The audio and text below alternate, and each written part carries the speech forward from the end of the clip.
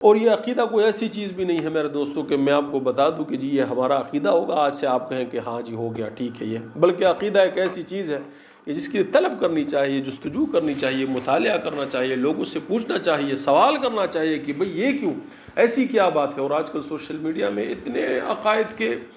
دشمن بیٹھے ہیں کہ جو ہر موضوع پر چھوٹی چھوٹی بات پر جو ہے امت کو لڑانے کے لیے بیٹھے ہوئے ہیں۔ حضرت علی کرم اللہ وجہ کی یہ جنگ ہوئی حضرت معاویہ سے، تو گمراہ کون ہے اس میں؟ خدا نخواستہ نعوذ باللہ من ذالک، یہ ایسی باتوں میں پڑے ہوئے ہیں اور امت کو ایسی باتوں میں لگایا ہوا ہے کہ جو ہمارے یعنی ضروریات دین میں صحیح نہیں ہے، اس میں لوگوں کو لگایا ہوا ہے۔ اور جو ضروریات دین کی چیزیں ہیں،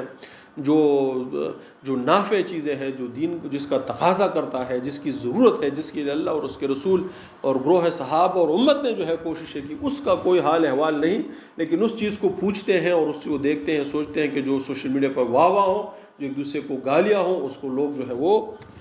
پوچھتے ہیں۔ تو میری اگر یہ بھی ہو گیا